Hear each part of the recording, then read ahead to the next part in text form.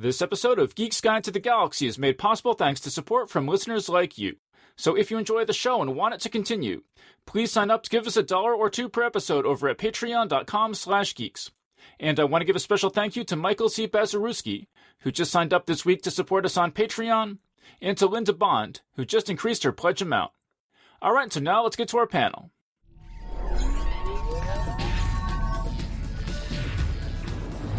Wired.com presents The Geek's Guide to the Galaxy. And here is your host, David Barr Kirtley. Hello, and welcome to episode 373 of Geek's Guide to the Galaxy. Today on the show, we'll be discussing the issue of pretentiousness in art and reviewing several recent science fiction movies that listeners have called pretentious, including High Life, Beyond the Black Rainbow, Starfish, High Rise, Upstream Color, Under the Skin, and Another Earth. And this may involve spoilers for any of those movies, so just be aware of that. And I'm joined by 3 guests. So first up, we've got Anthony Ha, making his 13th appearance on the show. He covers media, advertising, and pop culture for the news site TechCrunch, where he also hosts the podcast Original Content. A chapbook of his short stories called Love Songs for Monsters was published by Youth in Decline in 2014, and his short story Late Train appears in the February issue of Lady Churchill's Rosebud Wristlet. So, Anthony, welcome to the show. Hello, thanks for having me back. Then next up, we've got Sara Lynn Michener, making her 12th appearance on the show. She's a Ravenclaw Trekkie maker feminist who writes at Medium and lives in New York City with a Renaissance engineer, a dog, and a bird. So, Sarah, welcome to the show. Happy to be here. And also joining us today is John Kessel, who you may remember from our panel on The Man in the High Castle back in episode 179, from our panel on Creative Writing MFAs back in episode 365, and from our feature interview back in episode 269. He's the author of such novels as The Moon and the Other and Pride and Prometheus, and such short story collections as The Pure Product and The Bomb Plan for Financial Independence. He helped organize the Creative Writing MFA program at North Carolina State University, and also served as its first director. So, John, welcome to the show. I'm glad to be here. Thanks. Okay, and so this panel on pretentious science fiction movies is going to pick up a conversation that I was having on Facebook with John and a few other people. And so in that conversation, I was initially defining pretentious movies as movies where there's a huge mismatch between how deep and intellectual a movie presents itself as versus how deep and intellectual it actually is, and where the filmmaker seems to be more concerned with being perceived as a great artist than with actually producing great art. I've elaborated that a little bit more since then, but let's just start with that. And so I was actually a little bit surprised in that conversation how much pushback I got on just the idea that any movie should be called pretentious, or whether that was a valid observation to make. And so, John, you initially said that you thought that the term pretentious, as you called it, a loaded term. So Let's just start with that. What did you mean when you say that it's a loaded term? Well, I think often it's used as a term of abuse, and if there's some kind of ambitious work of art that you don't like, then you're pretty likely to call it pretentious. I'm sure I've done it myself. And to some degree, it seems to me this is relative to whether it strikes a chord in you or not. If a work is ambitious and strikes a chord in you, then you're much more willing to put up with things, maybe obscurities or things that aren't as explained, or artistic moves. Whereas if it doesn't connect with you, then you think, oh no, this is just pretentious crap. And I think that this is largely subjective. Although, having watched all these movies in the last week or two, I begin to see that there's a use for the term pretentious. Yeah, I was wondering if watching, so if you just had no idea some of these things were out there, and that might change your mind. Well, I'd seen some of these films before, and I know I guess the big thing is what you said, the disjuncture between what the filmmaker or the creators of the film think they're doing and what they did.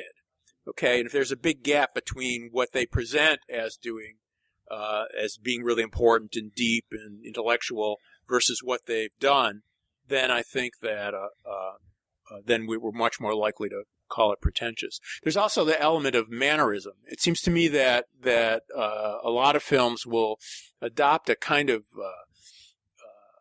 manner, long cuts and very little dialogue and no explanation and all that kind of thing, that it seems to me lends itself to seeing the work as pretentious. How about Anthony? What do you think when I contacted you about this topic? Did you feel like this is a sort of a mean topic, or that this is hitting below the belt or something to say that something is pretentious? It was interesting because I didn't necessarily think that you meant pretentious in a negative way when you first brought it up. And when you sent sort of that initial list of films, it seemed like a mix of films that I enjoyed and appreciated, even if I did maybe find some of them a bit overlong or tedious, and others that I didn't care for. But that to me, maybe I'm sort of used to sometimes just seeing it as a sort of more tongue-in-cheek and slightly dismissive way of saying ambitious. And so I think certainly pretentious can mean this was an ambitious film that I didn't like or that I found boring. I think also that there's a way to use pretentious in sort of a less judgmental way, where you're essentially talking about films that are, genre films, but that also seem to borrow very heavily from sort of a more of an art film tradition. And so they can be very slow, not plot driven. And so I think there's also, even if we like some of the films, when we use the label pretentious, there can be a feeling of, oh, I know what you're talking about, even if I don't agree that there's this mismatch that you're talking about. I mean, one film that I think would be sort of a good sort of litmus test for that would be 2001, which I think is an incredibly pretentious film in some ways, and I also think is a complete masterpiece and one of my favorite films of all time. Yeah, I actually went and looked up some definitions of pretentious, and some of them are not, they don't involve any pejorative. They just say that the work claims to some element of distinction or importance or dignity or excellence, and that doesn't necessarily mean that it's phony. Well, let's get Sarah in here. Sarah, what did you think about being invited to talk about pretentious movies on a panel? What was your reaction to that?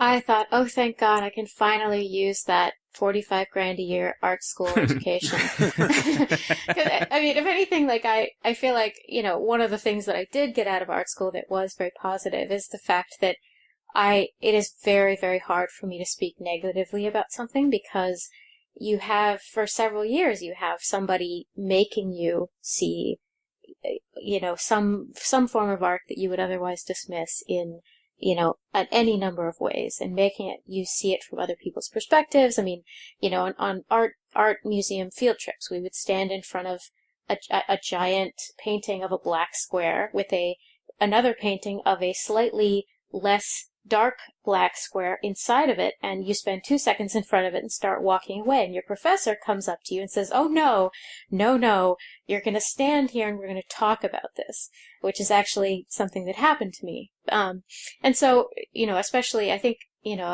someone was saying that, or inferring that pretentiousness is going to be about, how broad essentially your, what you've been exposed to, because when you've been exposed to a wide variety of art, you're just going to have very different, very specific definitions of what would be pretentious. In art school, we literally had to watch a half-an-hour film that somebody made of a flickering light bulb. It was a flickering light bulb for a half an hour.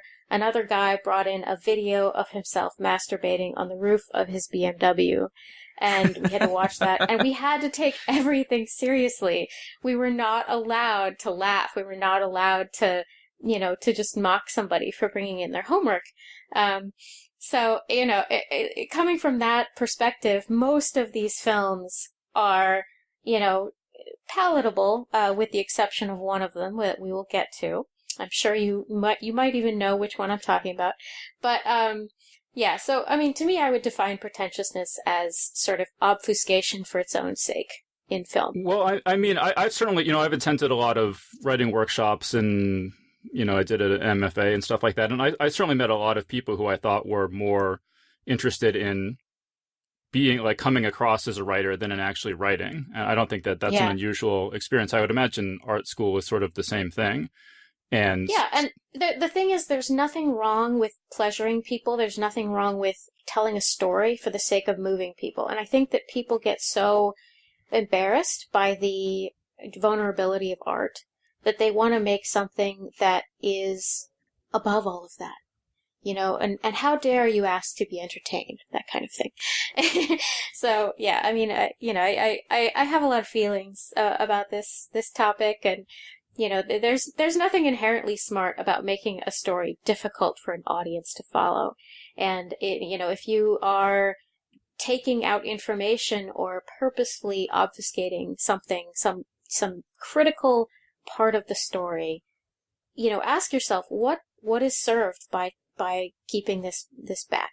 Because a lot of film, there's a spectrum, right, where things can be heavy-handed and obvious on one end and way too subtle on the other, where you're missing out on some huge critical part of the plot that would make it a much more enjoyable, more interesting, more thought-provoking experience. So there's definitely a spectrum. I mean, I want to come back to Anthony's point about, is Pretentious, can you separate Pretentious from Ambitious, or do they just mean the same thing, and whether you like it or not is the difference? I mean, it seems to me that it depends on what you mean by ambitious. I mean, certainly I would say that, I'm trying to think of good examples, but I mean, like, Terminator 2 is an ambitious movie. I mean, it's like huge, it was the most expensive movie ever made at the time. It's got tons of stuff going on. I mean, it's not, like an easy movie to make, but it's, I don't think anyone would call it pretentious. Right. So can we tease apart? So John, can we tease apart what's the difference between pretentious and ambitious? I think it's really difficult to do that, frankly. Today is the 200th anniversary of the birth of Herman Melville. And his first couple of books were best-selling books about his experiences in the South Seas. And he was celebrated as this, big hit writer. He was in his mid-20s when this happened. And by the age of 38, he could not sell any fiction. His work got more and more serious. The works that we think today are his best works, Moby Dick and Pierre and The Confidence Man. When The Confidence Man came out in 1857, it was a complete and utter flop. People thought he was nuts. And so, I don't know what the moral of that is, but I guess it does seem to me that there is some art that may seem difficult to audiences that still has it has something going. There are reasons for it being difficult, I guess is what I'm trying to say here. Although I very much, like Sara, feel that no one should ever have to be ashamed about telling a story or engaging the audience or giving them something that gives them pleasure. I think that's part of art, is to give pleasure. But the question is, what sorts does everyone get pleasure from the same things? And are there some kinds of pleasures that may be a little difficult if you're not used to them? I don't know. I mean, I like I like hamburgers, but I also like fine French cooking. All right, it doesn't mean I want to eat escargot every day. And I don't think that one ought to preclude the other. So I'm just talking around it here. I'm not sure. In other words, whether it'd be easy to come up with a hard and fast rule. Of the movies you had on your list here that we watched, I mean, some of them. Let me give you my take for the least watchable movie, and that was Beyond the Black Rainbow, which I thought was almost impossible for me to watch it. Yeah. It was so slow and so cryptic and so unmotivated, and a long take of a camera watching the ceiling of a hallway as we move down it, and the color changes from blue to red. I don't quite, if there's a significant intellectual content to that, it missed me.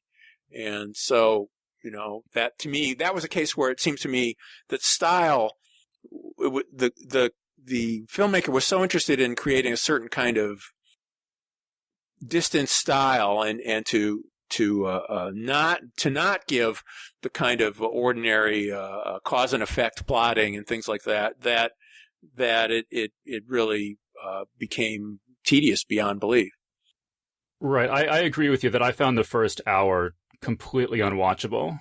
I thought toward the end it at least became watchable. I mean, I never would have thought it was good. I mean, it did have, I thought, a great visual sense.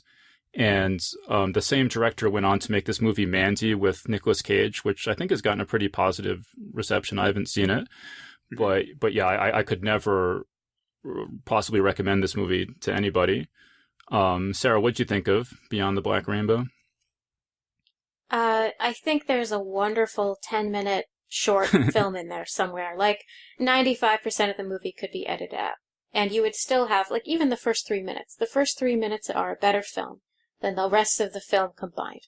You have this wonderful, you start out with this wonderful sense of creepy eeriness, and you're very concerned about this woman and why she's in this situation that she's in, where she's essentially been, you assume kidnapped, and this very creepy sort of scientist abductor guy who is watching her through a window and through like she's in some kind of glass cage.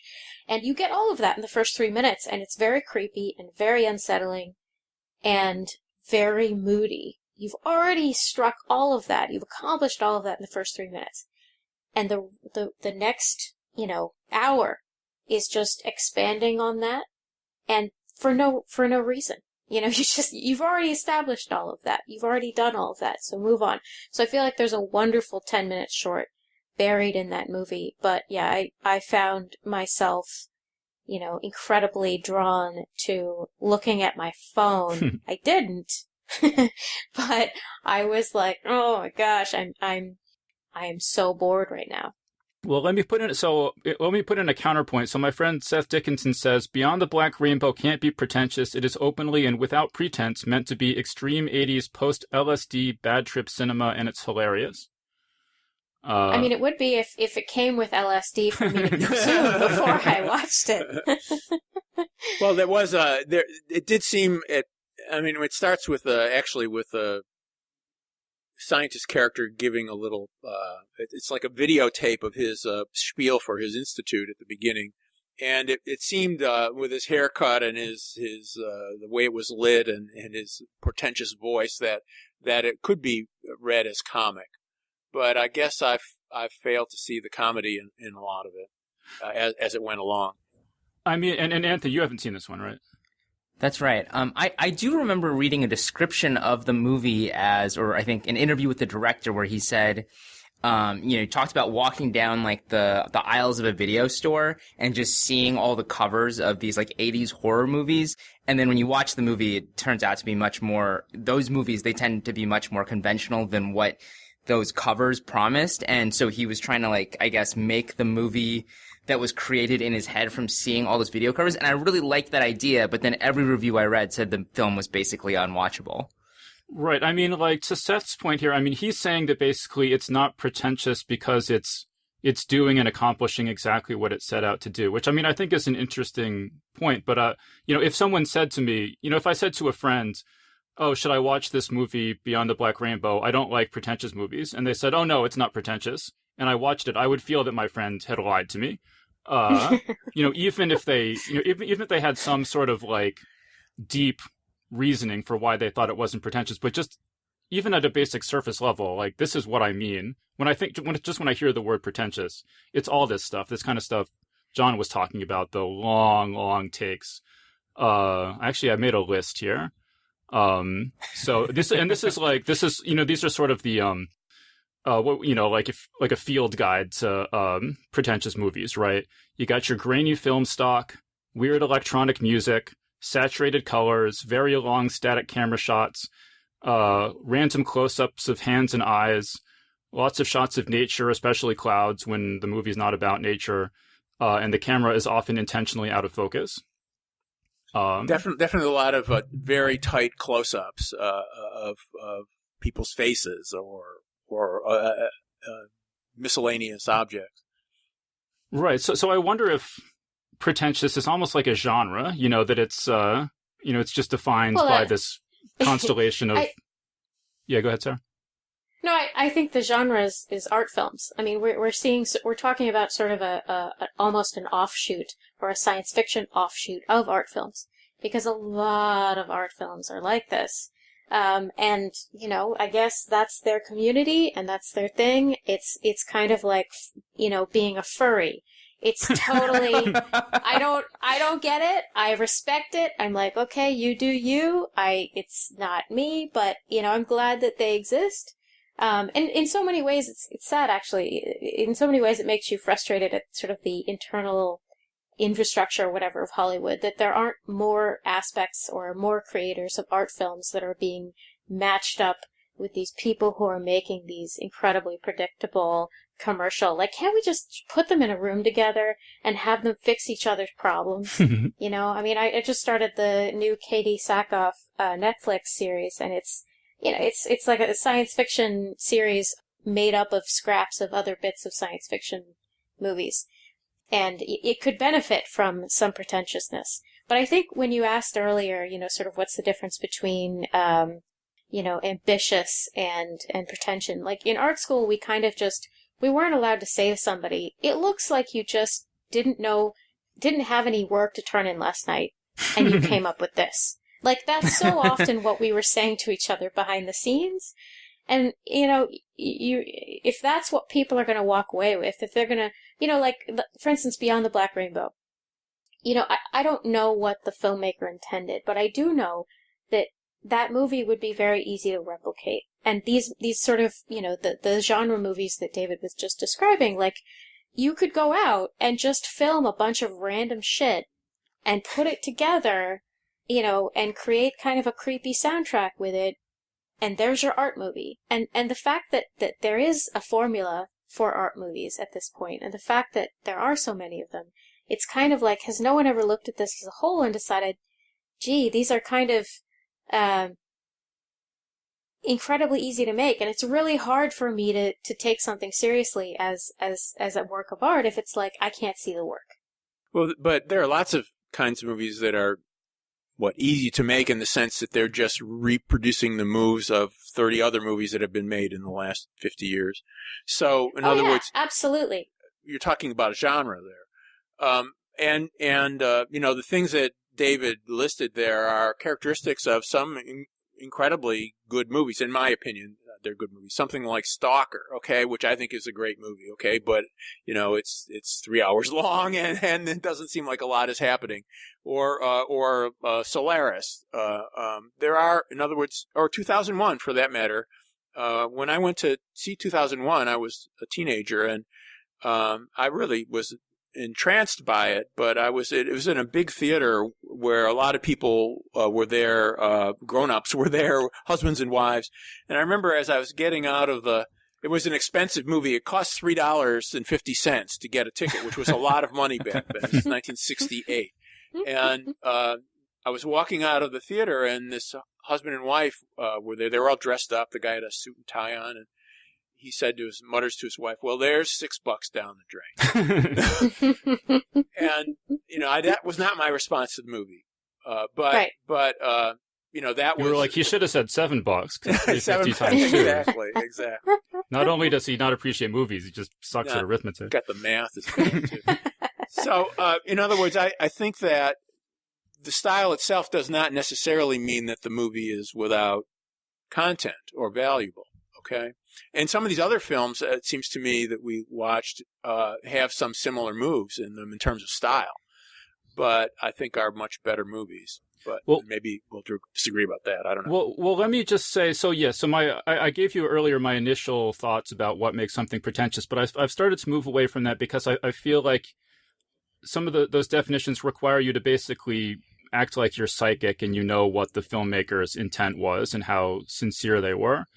And so so my new definition still sort of suffers from some subjectivity problems, but basically the movie intentionally doesn't provide conventional entertainment values such as likable characters, fast pacing, or funny dialogue. I think John mentioned that basically.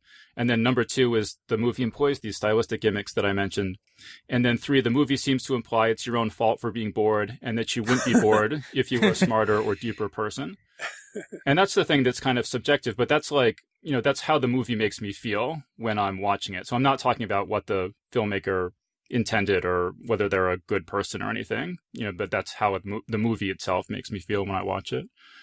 Let's get Anthony back in here. Anthony, do you have any thoughts about my elaborated definition there? I like the definition, and as you said, there's still an element of sort of attributing intent, like the movie makes you, or is like trying to make you feel a certain way, or maybe makes you feel a certain way about your boredom.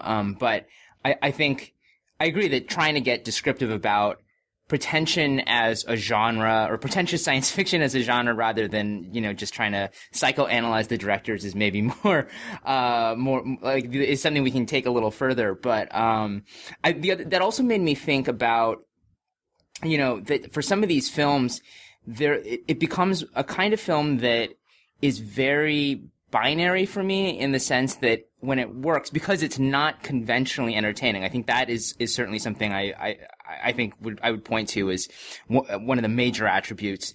And so because of that, often that means I'm just kind of bored, and I might still say, oh, well, I appreciate what it seemed like the filmmaker was trying to do. I'm not mad that I saw it, but I don't think it was a particularly successful film, which is how I would describe most of the films I watch for this episode.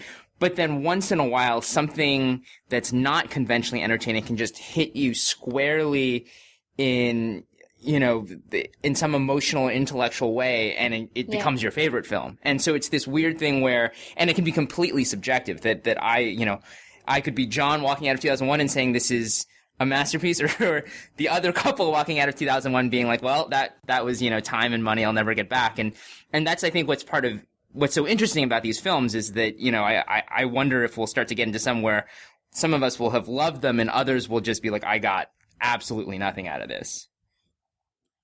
Well, right. Let's work our way from.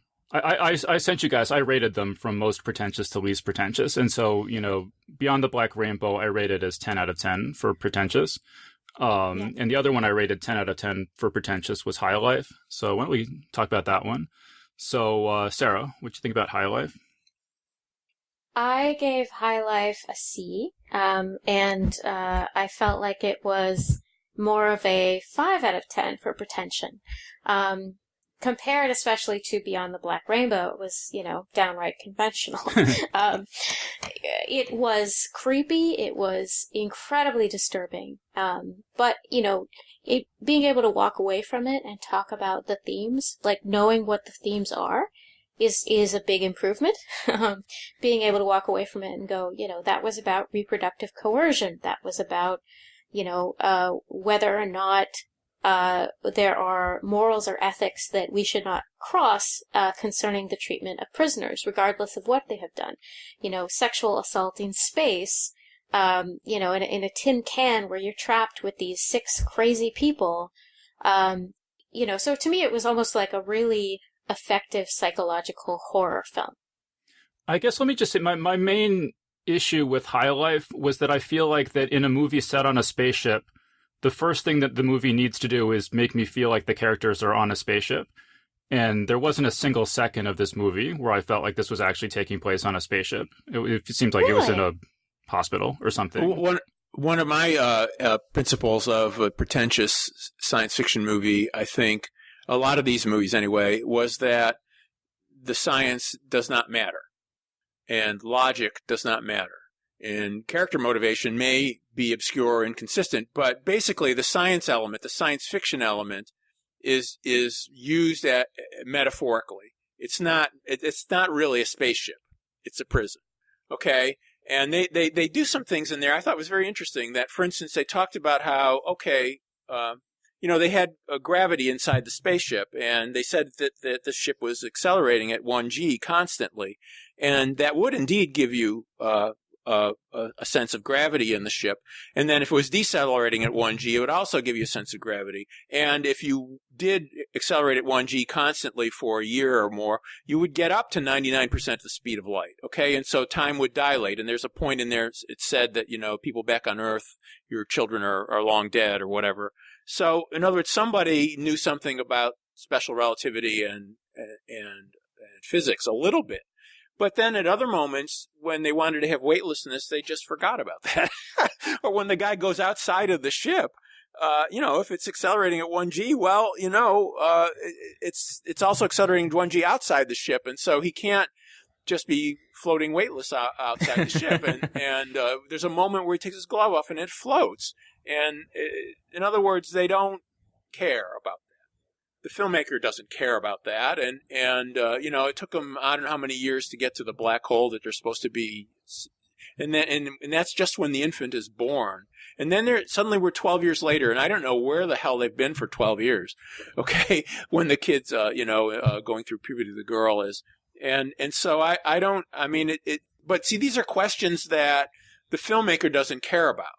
And the filmmaker, I think, was much more interested in showing the scene of the woman doctor in the orgasmatron at length. She obviously cared an awful lot about that scene, much more about the psychological and moral and, the issues that Sara raised. Those things were important to the filmmaker, and none of this other stuff really mattered at all. Right. Yeah. I mean, I felt like there were some good science things in it, like you mentioned, and I thought the visualization of the black hole was pretty cool, but it felt like she had, I don't know, but it felt to me like she had just consulted some physicist or something and then plugged individual moments into the movie and was completely disconnected from everything else in the movie. And so I guess that's part of what makes it feel pretentious to me is this like what you're describing is this, it's on a spaceship, but who cares that it's a spaceship? I'm more interested in deeper themes, and that kind of rankles me because I think if you're going to put a story on a spaceship, it should feel like it's on a spaceship. But so Anthony, what do you did you see High Life? What'd you think of it? I did, yeah, and to your point about the spaceship, I think that's fair. The one thing I would push back a little bit on is I do think that she was interested in sort of creating this very claustrophobic, enclosed world. And in that sense, it was successful. That I don't think like the physics of it, I'm not an expert on this, but my sense of it was that what you guys said, that she just did maybe, consulted a physicist briefly, but fundamentally just did not care about the physics of it and was interested and the idea of, what would it actually be like to be on this multi-year voyage on a spaceship, not necessarily that interesting to her. And it was more of like an enabling device to just sort of isolate these characters and put them in like a condition of psychological extremity. So that stuff I was fine with. And the idea of not being as interested in the physics and more in the character work and the psychology, like in theory, I'm open to that. I think the reason the movie didn't work for me was because then the characters didn't strike me as particularly interesting either. And that it seemed like they behaved in fairly arbitrary, ways that made it hard for me to feel like there was like a real exploration going. It just felt like characters would do things because it would be interesting or strange for them to do it in that moment. And particularly the Robert Pattinson character, who's sort of the, I guess, ostensible central character or protagonist. I just never really got a good read on him and never found him particularly compelling. And so much more than the, failure of the science, I just failed to invest in the characters. And so the movie ultimately didn't do much for me. Well, and I think that's a really characteristic attribute of all these movies, maybe with some exceptions, but of the sort of pretentious movies is these characters who are very passive and listless and in a trance and seem to act without any particular motivation. And it's almost like, it's like this movie's too important to present characters who seem human because we're dealing with deeper themes, and that's Sara, what do you think about that? Do you think that sort of... Well, if any of the films deserved to have their characters act like that, it would have been this one, which is ironic. Sort of if I was in that situation, I would probably be listless as hell. Like, I would have given up long ago and would have been sort of reduced to mammalian, animalistic behaviors of just trying to keep myself alive. To me, it felt like a spaceship in the poetic sense, which, again, Anthony touched on. But, this sense of they did a very good job making you feel like they were all trapped in this tin can together and, made you really, and that heightened the sense of, danger and of the constant violation of personal space and boundaries, that were just sort of liquid, throughout the whole film. And that made, that added to the sense of being incredibly unsettling. But, again, like for me, it's sort of like the characters, of any of the films that we're going to talk about today. The fact that these characters have sort of been beaten into, psychological submission in this case did make sense. In the others, not so much. But in this one, it was clear to me. But what I think one of the things that they could have made it better, though, is that things like how Robert Pattinson's character got in this situation in the first place. Like, I think there was a dog that, he loved very much, and something happened to the dog that made him kill whoever killed the dog or something like that. Like, I mean, you shouldn't have to be guessing about critical plot points like that where you're trying to piece together what happened to make him in this situation. Because we're led to expect through the film that his character is sort of the one that's sanest of all of them, and that he got into this situation very much haphazardly, that he sort of, it's just the, one thing in his life led to another, and then when he had this child to take care of, that's when you see his humanity coming back in trying to take care of this child.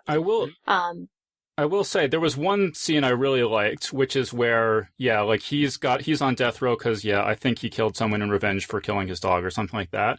And so they make contact with this other spaceship, and he goes over to it and finds that it's like Lord of the Flies with dogs, where the dogs are just like all out of their cages and running amok. Yeah. And then he comes back and the daughter says, "I want a dog, bring me a dog." And he says, "No." And she says, "Why?" And he says, "You know why?" I actually thought that sequence was quite good. What Anthony and Sarah said, I think is true. And I want to clarify that the idea that they're using the science fiction element as a metaphor is not a problem for me if the rest of the movie, is interesting. So in other words, all that stuff about relativistic speeds and all that is really, I can accept a movie that fudges that stuff. Although this movie had a really funny scene, I thought, which was a classic "As You Know, Bob" scene, which was the scene of the older guy and a reporter on a train, which basically explained the rationale of why they're on a spaceship, okay? And these characters are not in the movie. They're just simply there so the guy could explain to the reporter why these prisoners are on a spaceship. That's it, okay? And so that's how perfunctory that element of the story was to the filmmaker. Yet I do think it's very much about, questions of personal autonomy and sex, procreation, control of one's body. These women in the movie are all trying to seize agency. And I thought that was, fairly interestingly worked out, although why there was another interstellar spaceship apparently just full of dogs, it was beyond me. Okay, I don't get that. I mean, the only reason that was full of dogs was so it could have that reference to the fact that he killed the girl at the beginning of the movie over a dog. That's the only reason that other spaceship was in the movie, and that it was full of dogs, was so that they could make that psychological point, okay? Which is sort of making my point for me about the movie, is that it's really about these other themes that, and the spaceship part of it is a means for, talk about ultimate confinement, on a spaceship taking years to get somewhere where everyone you left back on Earth is dead, and your purpose is obscure and doesn't matter to you, and your body's being experimented with. I think that I think is effective in the sense that, you can see how people would behave in extreme ways under those circumstances. All right, so let's move on. So the other, moving down my list of level of pretentiousness, I've got Starfish next. And so, Anthony, you just watched this last night, right? So what did you think of Starfish? I did not like it very much. It was because I should say that I basically sent out a list of which of the movies we were discussing I'd seen, and then asked for suggestions for which the last one should be. And you said you should watch Starfish so you could tell me what the hell that was. And I think especially the beginning of the film, it didn't quite match that level of sort of incomprehensibility. It was like, it made sense. It was like what Sarah was saying of like, if your bar is like complete avant-garde, incomprehensible film, it wasn't like that. It was just not very good. It was also a film that felt to me where anytime people were talking, the film was like 50 or 100% worse because all the dialogue was really bad. And it's funny because I think someone was talking about the "As You Know, Bob" speech in High Life, and Starfish also feels like it has that. And it made me wonder if one of the tells of a sort of unsuccessful, pretentious science fiction film is that, it seems really artful and deep, but then there's this incredibly clunky exposition because that's something they can't bother to actually do in an organic or interesting way. And that was certainly the case here, where there was, this sort of radio broadcast and the tape recordings where they're sort of over-explaining everything, even though none of it actually, makes any sort of larger sense, where about this sort of signal that opened a gateway to, this other dimension, to these other aliens. And it just sort of like is just so clunky the way it all gets explained. And there's also, I think I was sort of on the fence of like, is this successfully pretentious or not? And then there was this conversation between the main character and her imagined version of her dead best friend towards the end, and it was some of the worst dialogue that I have seen in a film in a really long time. And I was like, oh, like this is just really bad writing. I think that some of the visuals are very striking. This abandoned town covered in snow, with the woman, walking around thinking about her dead friend covered in this bear fur, I think in a lot of ways was sort of beautiful. But then as soon as anyone opened their mouths, it got really stupid. Well, let me point out, though, Anthony, that this movie is 92% on Rotten Tomatoes.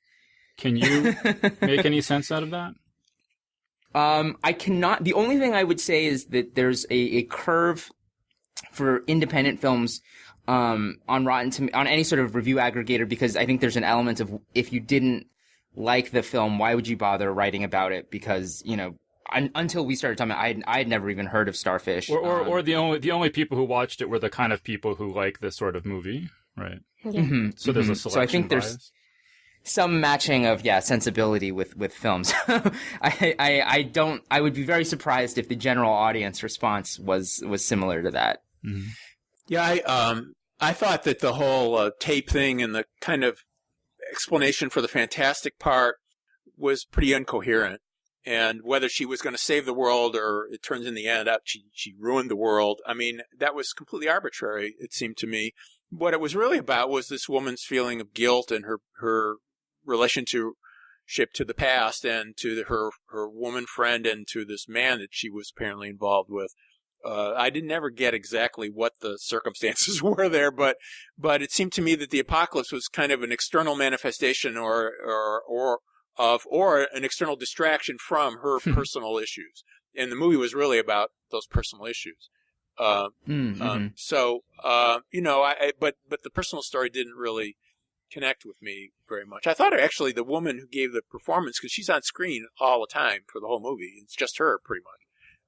Was quite good, but I still didn't know what the hell was going on.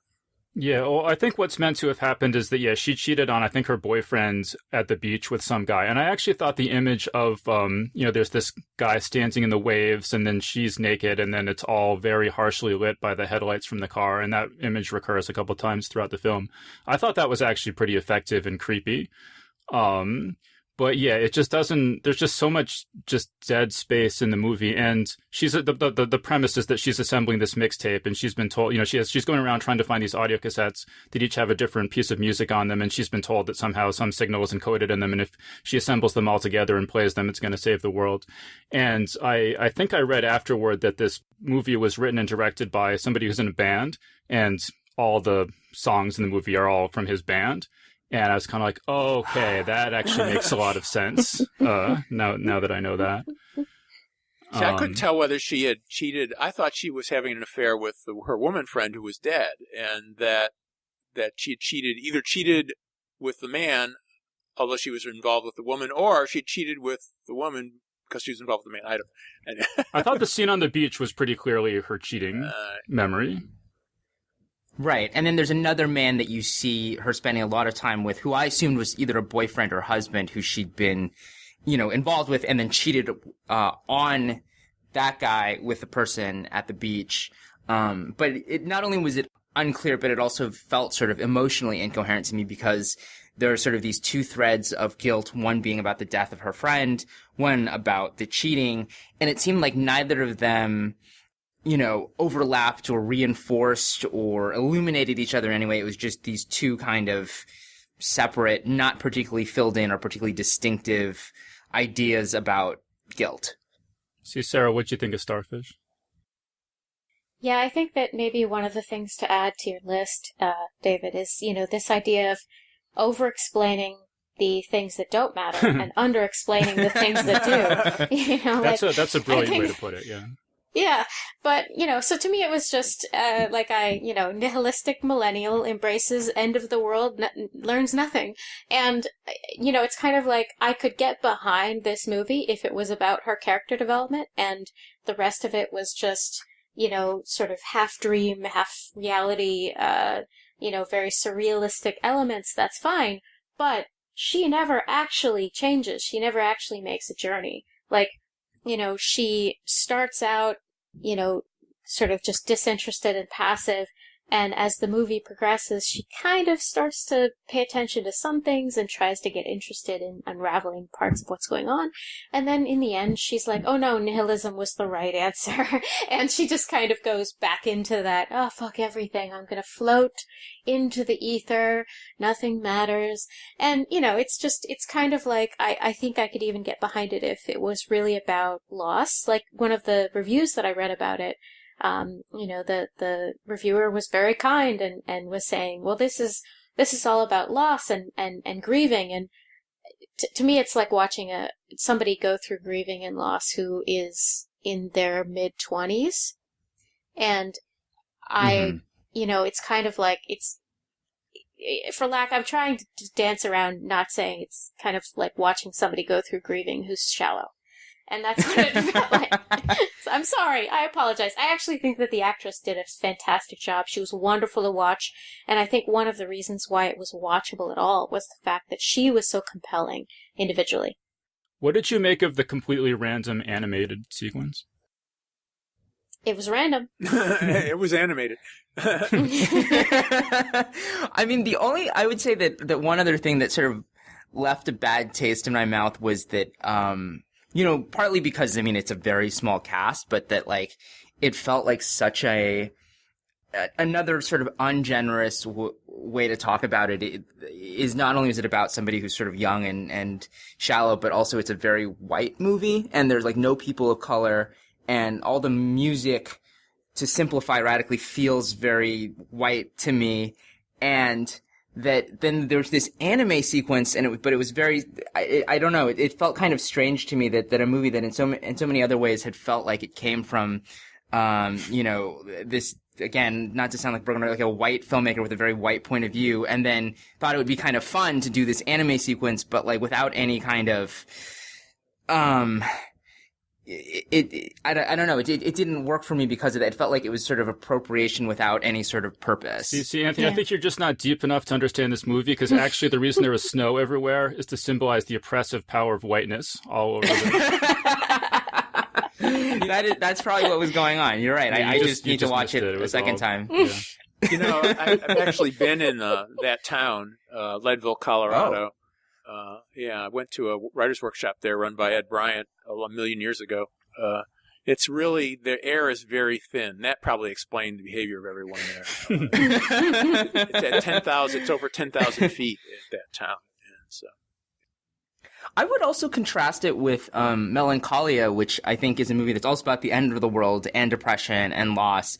And to me, like, that is a genuinely moving and really effective film.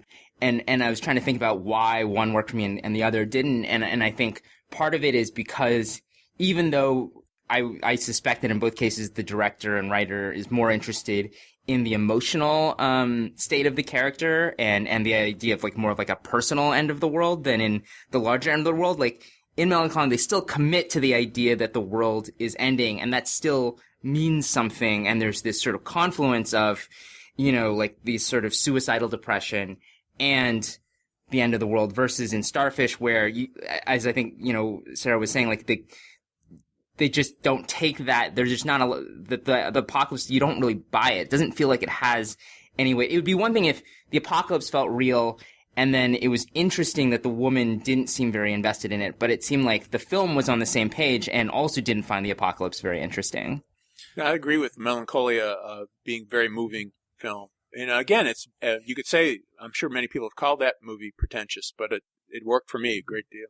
One of the movies here that we have on our list here that worked for me very well that I cannot perhaps rationally explain why it worked when other ones didn't is Under the Skin, which I thought was a great movie, but I know other people think it's awful. So maybe we can talk about that. I don't know. Okay, sure. I suspect this is the one that Sarah hated. Is that right? No, the one I hated was Beyond the Black Rainbow. I actually saw Under the Skin when it came out at a screening where the director was there, actually. Oh.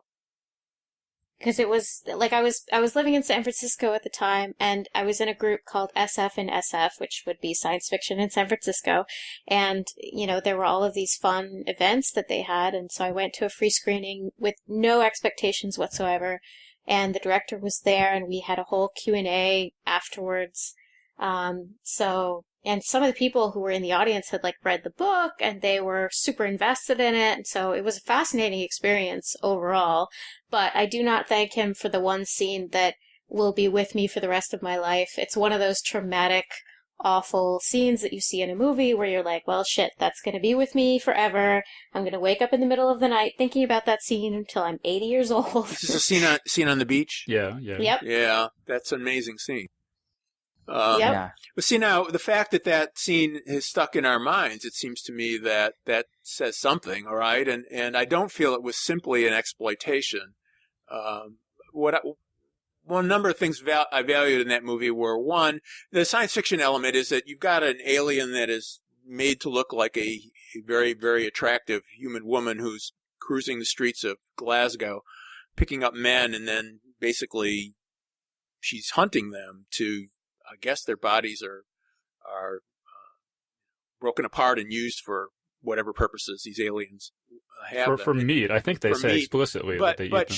she herself is not really a human female, but she looks like one, and so she doesn't really know. She sort of can simulate human behavior enough to be able to attract these men, but not any more than that. And so, to me, this became a movie really about male and female sexuality, the way a woman is defined to men by her body, and how men will follow their sexual desire anywhere.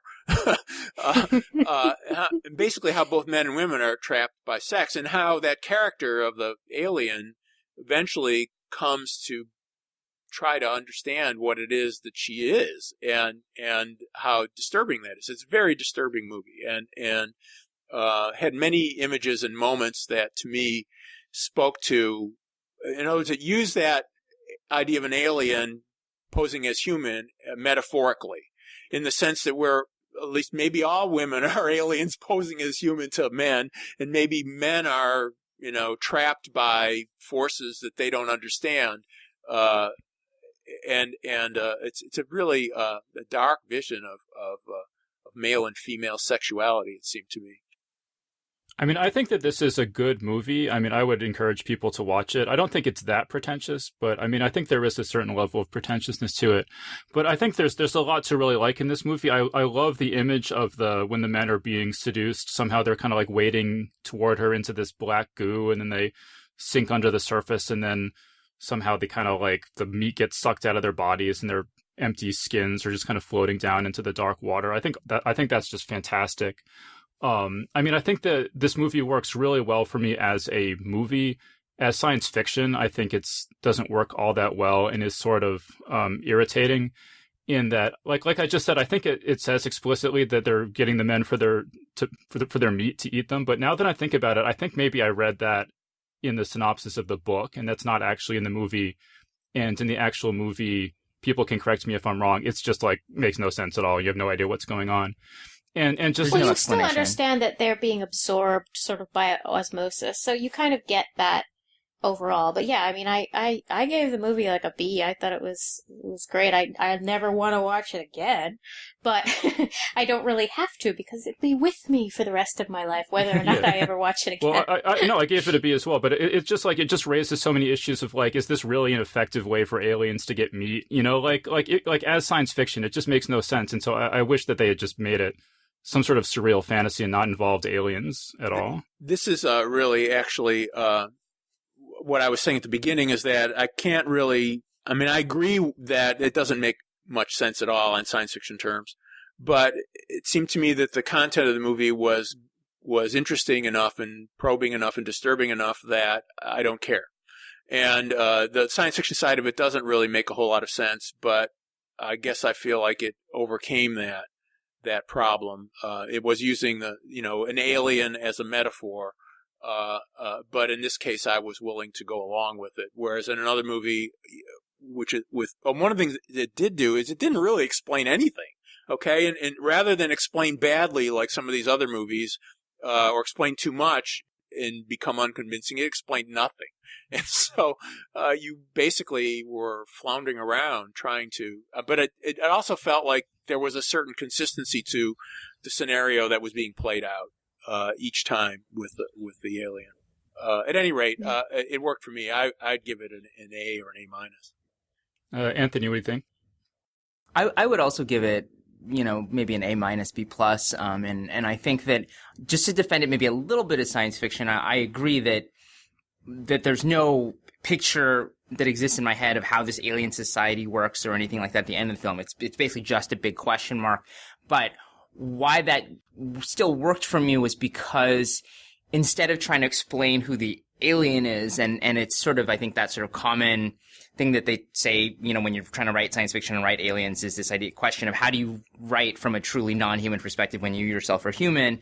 And instead of trying to fill that in, what it felt like instead was to show an alien perspective on humanity. And so where it was everything that we did, everything that we were, and everything about particularly our sexual practices was just completely incomprehensible to her. And so in that sense, it made it, that was sort of what made her feel alien, was because she just so completely, and I realize in this context, her and she is, sort of just a shorthand. It's not really clear. But that's what was good about it, was the sort of, that it was an alienist by making us alien rather than by filling in the details of the alien. And then to an extent, it made me think, oh, well, whatever these aliens do and whatever their behaviors and motivations would be just as incomprehensible to me as my motivations are to them. So in that sense, I that part didn't bother me. And I agree with John about just having the sort of almost the courage to just not explain it. Like if you really don't care about the explanation, don't explain it. That is fine. If I had any reservation about the movie, it was more just some of those stylistic things that you talked about more broadly with pretentious films, where it just kind of felt like it went a little bit too long. And I feel like I would just absolutely love this if this was like a 30 or 45 minute film. At an hour 40, it was fine, but felt a bit long. I mean, I'm going to say, like, I don't want to get off on too much of a tangent with this, but I feel like I'm not really persuaded when people talk about, oh, they're aliens, so they're totally incomprehensible. I mean, like, are they abducting people to eat them or not? Like, it seems like if they're evolved organisms, they're probably, I just don't understand that at such a basic level of motivation that aliens would be that incomprehensible, that there's nothing more they could be said about what they're doing in this movie. Well, I mean, the idea of coming to, from interstellar space to Earth in order to harvest human males for meat is really not economically sound, it seems. I didn't necessarily think that they were enacting their end game, but that they were gathering information, and that, sort of the preliminary stages of almost like this woman was a scout. And, for me, that was very effective because it added to the overall sense of foreboding, where you're like, well, is this going to become a bigger problem? Are they going to expand? Are armies of this woman going to come back? And because it was on such a small scale, it really made it successfully creepy, where you're like, this could totally happen unnoticed and go on for any, unknown period of time. And yeah, you'd have missing people. It would just be like a missing people, scenario. But I totally got the sense that they were just sort of gathering information about this world as to whether or not they could, come back with a stronger force. I mean, that's a perfectly, reasonable interpretation, but I feel like I could come up with 50 other interpretations that would have just as much basis in the text. And I think that's sort of an issue for me, is if something is that open to interpretation, what is it actually saying? I believe, I haven't read the novel, but I believe in the novel it's made explicit that they're collecting humans for meat. And I don't know much more about it than that. So I do get the sense that the filmmakers and I'm not 100% sure about this because it's been a little while since I was reading about the film, but my sense was that the film and the novel were pretty different, and even the author, when they saw the film, was like, this is a good film, but this has very little to do with the novel that I read. I believe that's right. I have a good friend who's very much a fan of the book, and he says the movie is very different. Yeah, that's my understanding as well. All right, so let's move on to Upstream Color. I also gave this a B. I think this is a pretty good movie, although bordering on fairly pretentious to my mind. How about Anthony? What do you think of Upstream Color? This was probably my favorite of the ones we watched, and this is I think the one I seen first because it was the one where I just really liked Primer, the movie that Shane Carruth had done before this, and I don't think I liked this quite as much as Primer, but I liked it a great deal, and it feels like a movie that like uses a lot of the tropes that you were talking about in terms of these long shots, sort of not a lot of conventional character behavior, but it feels like it sort of has this emotional purpose that it, starts with this really traumatic event of a woman, having basically being mind controlled and manipulated and having her memory erased, and then meeting somebody else who's gone through the same experience. And so for that reason, it made a lot more sense to me why these people wouldn't behave like conventional people, why they would be so confused and so overwhelmed. And so I felt like it was, I just found it moving and striking, and it's been a few years since I've seen it now, so I think I had to go back and reread a lot of the details about like the ecosystem, the life cycle of the worms and stuff like that, and I'm not sure 100% like how much that completely holds up, but I remember just finding it like really striking when I watched it. I mean, I think that the characters and the relationship in this are great. I mean, those worked really well for me. I totally bought that. I feel like for me that it sort of goes off the rails a little bit in the second half, where the ending seems very like fake happy ending. And there's just, I'm not really sure what was going on with the pig farmer guy exactly, or what his deal was. And there's just so many shots of pigs in this movie. Like, I never want to see another freaking pig ever again after watching this movie. And it was interesting because, it got near the end of the movie, and there's this scene where they're in some sort of drainage tunnel thing, and they're sliding rocks down the sides. And it just popped into my head, like, I bet that this actress is Shane Carruth's real life girlfriend. And so I Googled that, and I think that's true. She was describing him as her fiance at one point. And I just sort of had this image of like, that they're hanging out, and he's a director and she's an actress, and he's like, oh, let's make a movie together. It'll be great. We'll be like these lost souls who find each other. And I just imagined in my head, like, maybe she has one of those pet pocket pigs, and she's like, can we put pigs in the movie? And he's like, babe, this movie's going to have so many pigs, you wouldn't even believe it. And it was just sort of interesting to me that, that Another Earth, Upstream Color, and High Rise were all sort of collaborations between, husband and wife or boyfriend and girlfriends or whatever, in terms of the main actress and or the lead writer. And I just wonder if there's just something about making a movie with your significant other that maybe risks self-indulgence and ending up on a list of pretentious movies. Mm-hmm. Well, there's something about making a movie with yourself that does that. There's also an element of, when you make an independent film, there's probably you're just pulling from people and people you can call in favors, because I assume that no one is getting rich off of any of these films, so that may also be a component of it. But yeah, I can imagine that when it's very much like, here are all the people I know and care about who are like, and we're all working on my project together, you're less likely to get someone to like raise their hand and be like, what is happening in this scene? Why is, seems like we're doing a lot of shots of pigs. Like, what's the deal with that? I also saw Upstream Color because I liked Primer so much, and I very much reacted the way Anthony described. I just didn't, from watching the movie, could not put together the whole thing, life cycle, worms, pigs, orchids, that thing. I had to read about it later, and it seems to me that the movie's not very transparent when it comes to that. But then, having read about it, it seemed to me that, at least in Shane Carruth's mind, he had a plan. He had some pattern that he was trying to follow.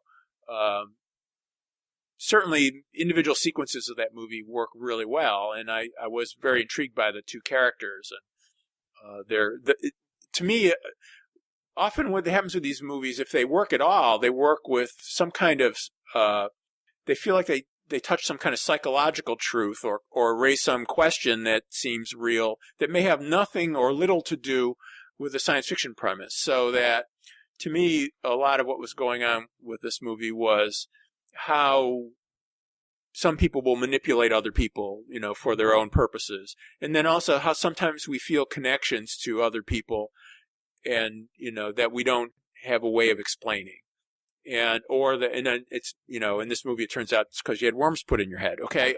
Or you're connected to a pig or something like that. You're motivated to do things that don't seem like they make any sense. In our own lives, we have that feeling sometimes. And I think that this movie sort of presented a weird science fiction rationale for that kind of real thing that really does happen to people psychologically in real life. Right. I definitely have the feeling that Shane Carruth is 100% sincere with this movie, just based on what I know. And that's why I feel like it's important to separate the definition of pretentious from phoniness or insincerity or something, because if, I feel like he was probably 100% sincere in making this movie, but if someone asked me, is this movie pretentious? I'd be like, yeah, it's kind of pretentious. Certainly difficult to follow, I think. Yeah. How about Sarah? What'd you think? Yeah, I agree with a lot of that. I also liked it. I really thought that it was very compelling to see the story of people coming together because of shared trauma, where you end up becoming friends with people, you end up becoming, you choose spouses based on, having similar experiences. And to explore that on a very meta level was kind of cool. But I do think that it kind of suffers from the under-explaining the, stuff that is important and over-explaining the stuff that isn't, like all of the shots of the pigs. But yeah, I think that with any film where you're talking about, making a film with your friends, where you have this spectrum where you have people who are making a film just with themselves are, at risk of only presenting their outlook and their view in the world. And, when other people watch it, they're like, well, I don't get it, or this is unclear, or so on. And when you have, it's like you're watching a piece of art or reading a novel that's never been edited by anyone, that's never, you're the first person to read it. And it's purely the world that this creator invented. And sometimes that's great, but more often things suffer because they're not, treated to extra voices. And on the other end of the spectrum, you have, of course, these movies that are super commercial, where thousands of people have worked on it, and they've been focus grouped to hell, and all evidence of originality is scrubbed away because, you can't have any mystery in it left. And so I do feel, again, like I do wish that the best movies seem to be in the middle, but I think this was a wonderfully sort of charming film and very touching. And I think actually the ending was a nice surprise because I don't think I was expecting it. Like I somehow just thought that, this was going to, devolve into either the relationship not working out because they never find out what happened to them, or what. And so the idea of sort of building a community around people who have also experienced this very specific thing, that was interesting to me. I really appreciated that. What you said earlier, that makes me think, I wonder if there should be some sort of like dating app where, pretentious auteurs can get hooked up with commercial hacks and then they sort of work together. And... that would be an amazing romance film in and of itself. I do think that's part of what Hollywood has been trying to do in terms of like a lot of the Marvel films. They take, indie directors and then give them a blockbuster film. And sometimes you get really successful fusions of sensibilities where it's both very commercial and very personal. And Black Panther, I think, is a great example of that, or the Guardians of the Galaxy movies. And then other times you just get, everything that made somebody an interesting director gets sort of filed away when they make a big, a big Hollywood film. I would also, just in terms of what we were talking about with the auteur and then the actress dating, who's also their girlfriend. I do think that's interesting. I think just to complicate things slightly, I would point out that so Amy Seimetz, who's the star of Upstream Color, I mean, she's also like an accomplished screenwriter, independent screenwriter and director on her own. And then the star of Another Earth also was one of the writers. So it's not a pure sort of like director and then actress as like vessel and muse for their vision. It was a little bit more collaborative than that, I think. Right. Actually, I can't remember the name of the actress writer of Another Earth. She made Britt Marling. Britt Marling, and made two others pretty good science fiction movies that I thought were, and they were independent films, low budget, but intelligently made, I thought. So, I don't know that they were great movies. I can't really think of the title. And one of them was she was a time traveler, purported to be a time traveler from the future in the present in Los Angeles. Sound of Her Voice That's or it. Sound of My That's it. Voice? Yeah. Yeah, the sound of her voice or his voice or something like that. Yeah. Well, she also, I haven't seen it, but apparently she stars in wrote or co-wrote or something, the TV show The OA. I've seen that. That's a incredibly fascinating pretentious, show. and I love it. And she is definitely a writer. I mean, she's written all these things herself. So that's something that's interesting to me, to have an actor-writer involved in these things. Yeah, and she's great. I mean, like you were saying, the actress in Starfish is great. I thought Britt Marling was fantastic in Another Earth. And actually, I liked it quite a bit. I mean, I think that, and I had this as the least pretentious on this list. I don't think it's that pretentious, just in terms of there's like a lot of shots of her walking around at night, not doing anything, like way, way more than there need to be. But overall, I thought it was a pretty enjoyable movie. I think its big liability is that it sort of presents itself as this interesting science fiction scenario of what would happen if there was this other Earth in the sky and there were duplicates of everybody everyone alive up there and everything. And then the movie itself is basically a movie about a girl who causes a drunk driving accident and then lies about it, and then all this, all the sort of predictable Right. plot arc of a character who's lied, and then you know exactly what's going to happen for the rest of the movie. It's once again, this is a metaphorical science fiction thing. I mean, if you really had a planet, the size of the Earth, it would destroy. There would be, it'd be when worlds collide. Okay, and there would not be. Here, it's just simply the concept of a duplicate Earth with duplicate people on it. And in a way, that's scientifically absurd, but it does raise issues of like, okay, well, what if I didn't do that thing? What if I didn't, get drunk and cause a car accident that caused people to die and go into comas? And really it's about, the weight of guilt and regret and responsibility. And those are all worthwhile things. I think the movie actually is quite, moving on that level. This woman trying to come to grips with the consequences of what she did, not intending to do it. And then you have the idea, there's another version of her on this other planet. Did she do the same things?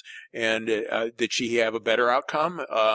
And so that to me that's the only element of science fiction that I can remember from the movie that comes in, is that the concept that there is someone just like you elsewhere who may or may not have lived the same experience.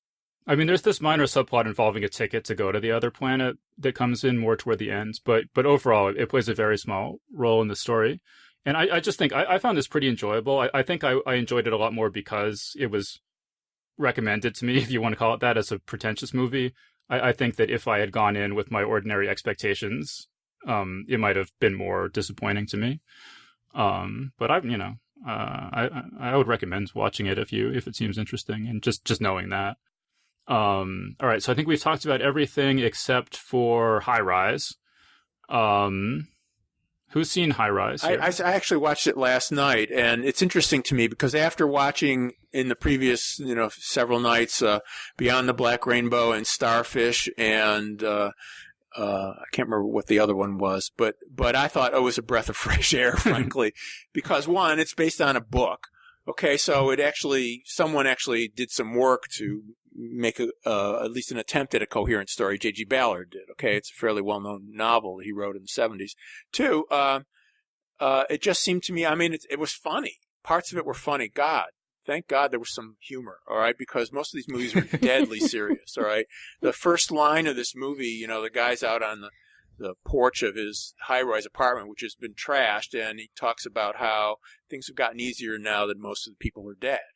and it's, it's just I don't know. It's just it starts with that, and then it flashes back to when he first moved into the building, 6 months ago or whatever, and I don't know. It just seemed to me that there was a lot.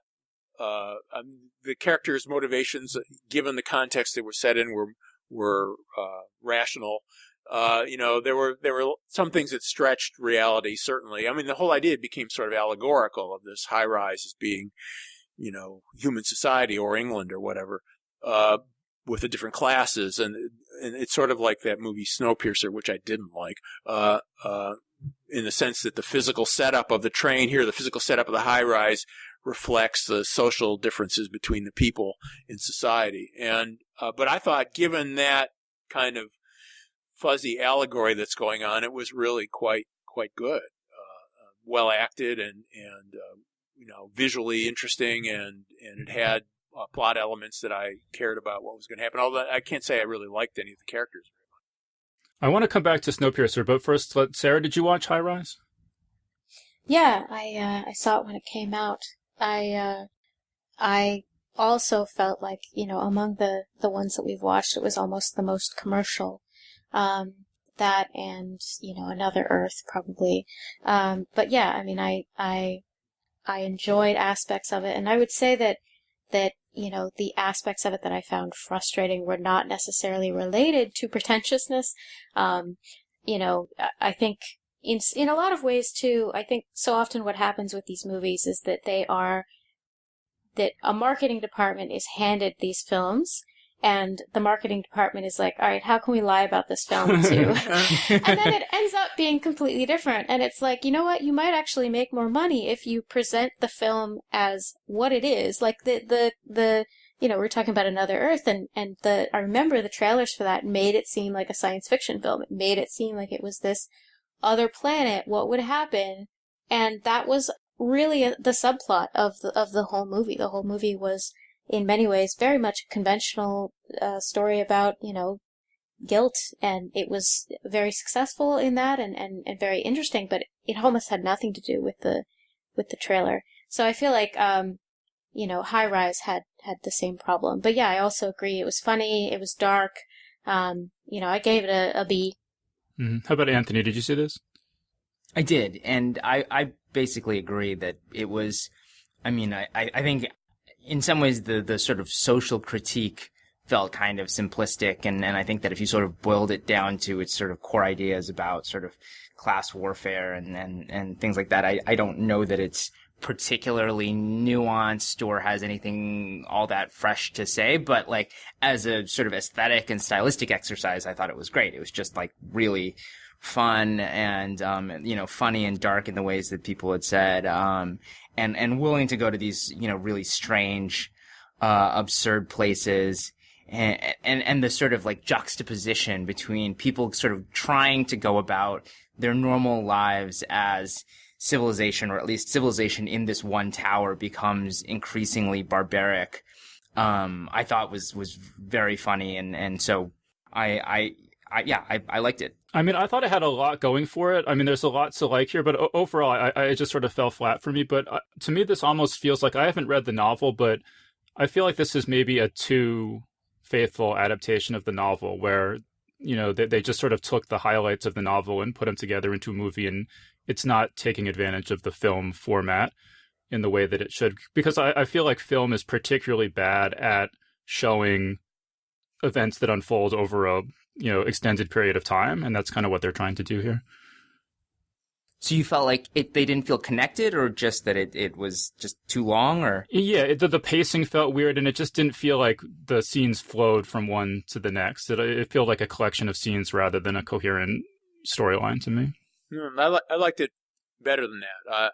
It seemed to me that it had a couple of different plot threads, but it did follow them and it did weave them together, and maybe it felt like you were jumping from one to the other. One of the things that's interesting to me is that I looked on Rotten Tomatoes, and High Rise is listed in the 50s, and Starfish is like 90.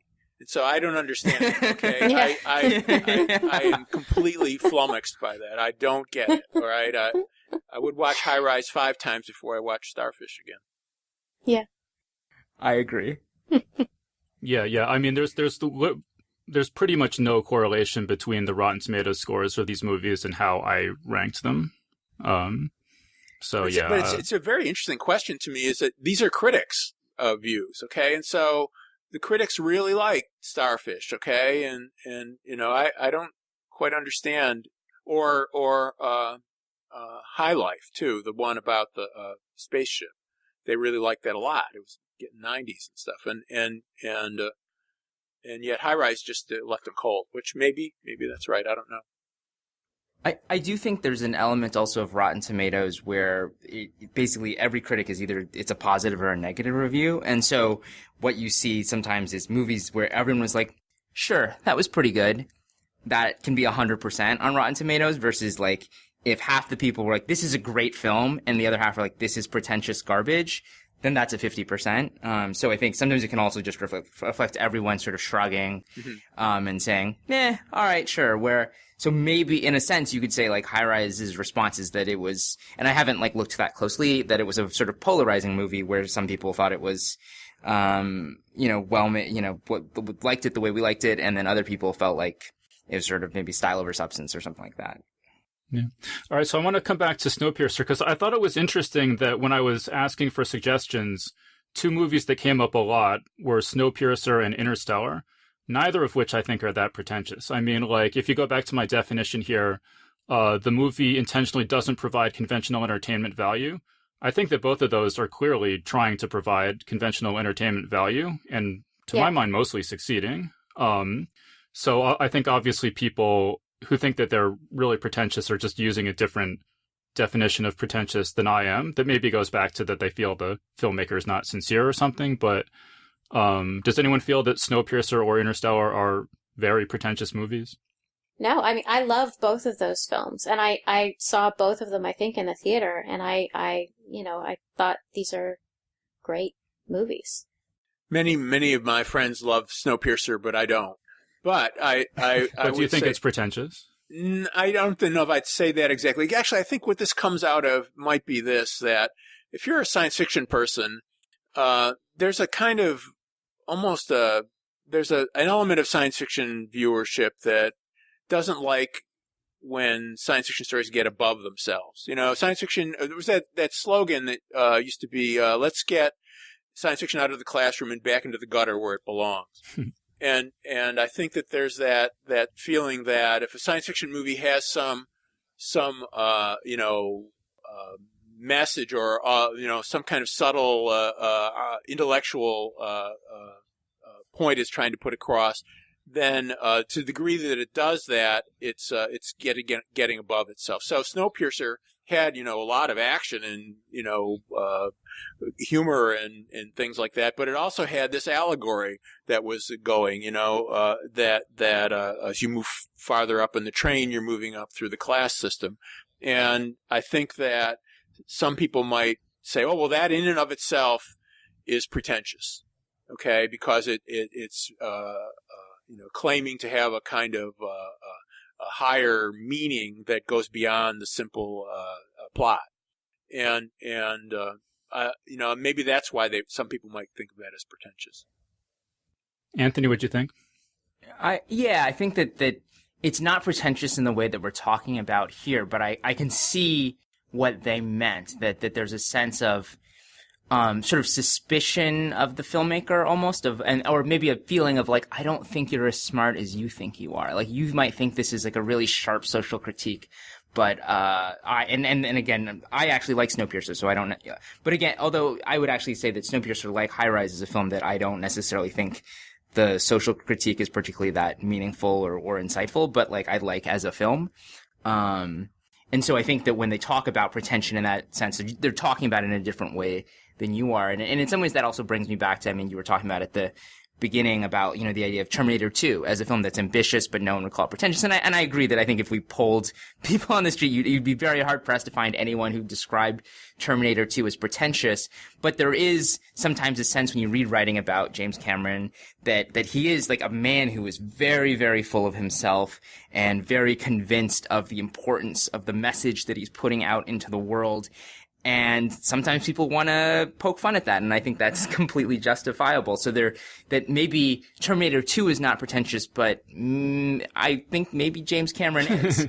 Well, that's a whole other panel topic. But I mean, I was trying to think, like, when there was so much hating on Snowpiercer and Interstellar, I was trying to sort of make sense of that. And I feel like that maybe that there's something there that people are getting stuck on, but I don't think it's what I would call pretentiousness. I think it's what I would call pseudo-profundity. And I think that pseudo-profundity can be pretentious, but isn't necessarily. And so to give you an example of what I'm talking about, the thing I really, really hated in Interstellar, I mean, overall, I liked it quite a bit. But the thing I really hated is that there's this line of dialogue where the Anne Hathaway character says, love isn't something we invented. It's something observable, powerful. Maybe it's something we can't understand yet. Maybe it's some evidence, some artifact of a higher dimension that we can't consciously perceive. Love is the one thing we perceive that transcends dimensions of time and space. And I just think this is the most unadulterated balderdash. I was screaming into my hands while she was giving that speech, and I was in a theater, and I had to not be loud so I wouldn't get angry stares. But it was genuinely difficult. I must have gone into a fugue state when she said that because I don't remember it. I knew that was exactly what you were going to say. Why people had that reaction to Interstellar is I think that's around the time that the Matthew McConaughey car commercial came out. Remember the one where he's just driving, yeah. The super pretentious car commercial that everyone made fun of, and because it came out around the same time, and Interstellar had they could be the same character. The guy in the car commercial went to space. It's kind of the same. I don't know. That's my theory, and I'm sticking to it. But so you see what I'm saying though, is that if a movie is exciting, has action and everything, to my mind it's not pretentious, but it can have other sort of similar flaws. And I think that, acting like love is some magical thing that we can't possibly understand, falls into this other category of things that are irritating, but aren't what I would call pretentious. I feel like you could do a whole panel on that too, because you have The Fifth Element, you have all of these movies, these, ostentiously science fiction movies that decide that a simple human emotion is, one of the fundamental building blocks of physics or something. Yeah. And it's kind of hilarious how often it shows up in science fiction. It's funny. I think The Fifth Element is hilarious. Okay, because it's so funny. I mean, it's so dumb. Oh, yeah. It's so dumb. It's incredibly dumb. And so the fact that the resolution is so stupid is, to me, in keeping with the rest of the movie and didn't bother me. Well, it's one of the things that makes The Fifth Element not pretentious is the fact that it does not take itself seriously for a second. Right. It's like a Marx Brothers movie. Yeah. So to me, that's a saving grace. So one of the words that I thought of in thinking about this whole conversation we're going to have was the word portentous, because that to me is an element of pretension, is this sort of manner, a pompous manner, or over solemnity. So that speech by Anne Hathaway, which I didn't remember, but I think one problem might be is it's presented in this very solemn way, as we're going to be impressed by the depth of this observation, when it's not deep, or if it were just maybe if it were some kind of minor character saying something like that while they were drinking in the bar, then we probably wouldn't necessarily, but it sort of reeks of author's message. And that, I think, in other words, the way it's presented is so that, okay, here it is, the music goes down or rises or whatever, and we're going to tell you this. And there's a sense in which, well, if that really isn't very serious or profound, then I'm being jerked around. Right. I'm just going to mention how this panel came about is I had watched some independent science fiction films that I thought were just absolutely fantastic. Prospect and The Endless.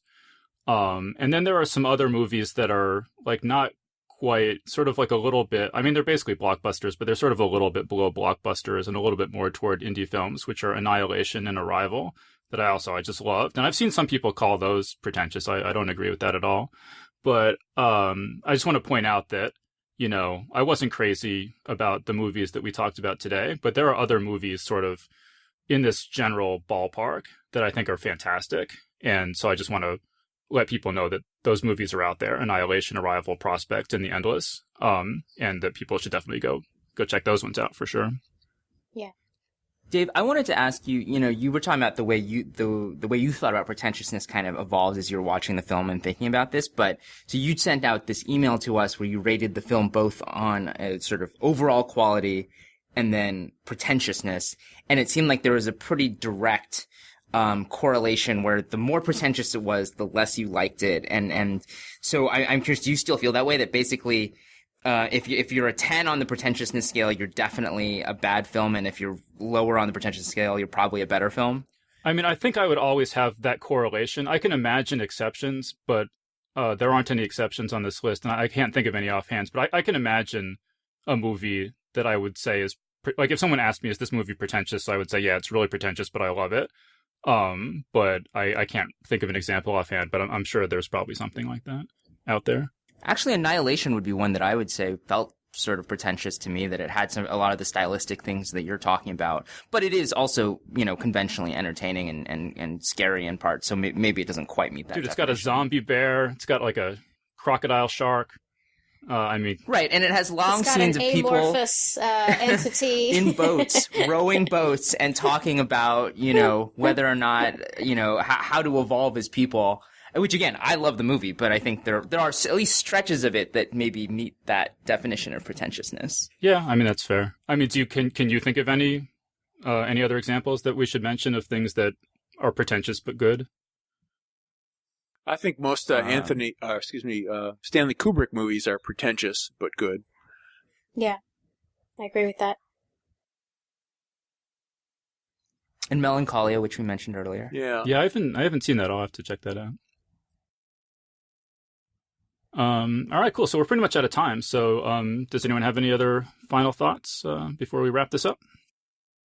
Well, I hope that people keep trying to make ambitious movies, and some of them are going to be pretentious, but I would rather have them try and fail than to just always make blockbusters. I get very tired of, the Marvel series. In fact, I don't go to any of them because I just feel like I've seen it already, and it's all been, as Sarah was saying, processed, and 30 million people have been surveyed, and you have to do certain things and not do other things, and mostly I've seen it all before. Yeah, I agree with that. I mean, I all the Marvel movies that I've seen I thought were quite good, but I've sort of stopped watching them because, I just kind of, I'm full of that sort of movie or something. They're great ones, like, and certain Marvel films, like, Ragnarok, for instance, I think is amazing. I've seen Ragnarok probably 10 times. I think it's hilarious. And part of that comes from the fact that of all the Marvel films, I think it's the one that takes itself the least seriously, which I think really works really well for superhero films. But yeah, I think that it's interesting that I was watching all of these movies this week, other than the ones that I had already seen, and in conjunction with watching, this new Netflix series with Katie Sackhoff on that's very science fiction, and the contrast between these movies that are just in so many ways so inaccessible and just mysteries, and you're just as confused afterwards, if not more so than you were when you started. And the over-commercial, just put a bunch of science fiction tropes in a blender and spit it all out, with great acting and wasting great acting, which is really upsetting. But just the contrast between those was really interesting to me. And I think the most important thing about so many of these movies is I'm almost always glad that I have seen it.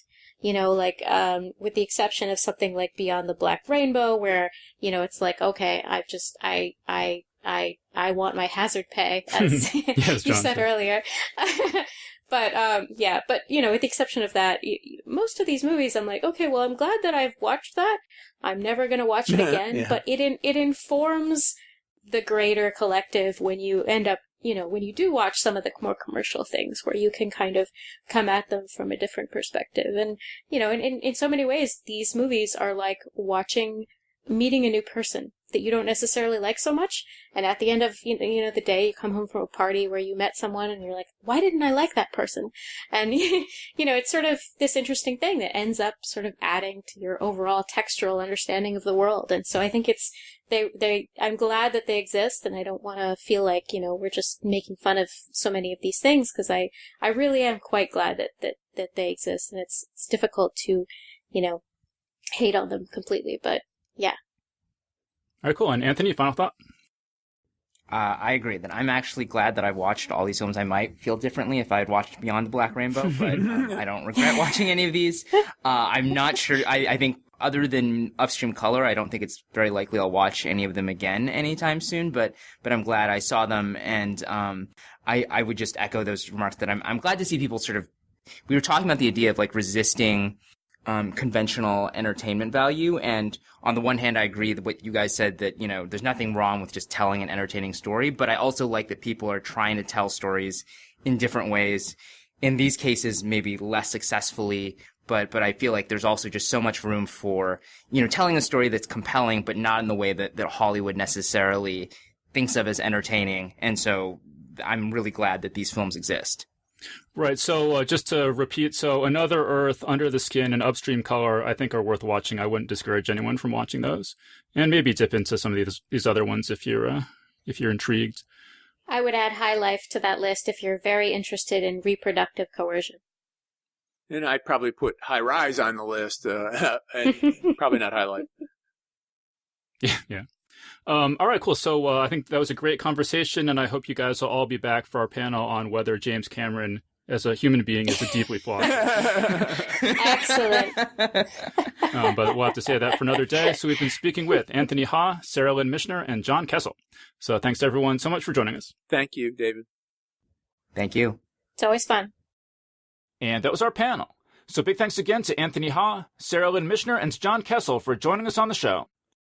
Big thanks as well to Michael C. Bazarewski, who just signed up this week to support us on Patreon, and to Linda Bond, who just increased her pledge amount.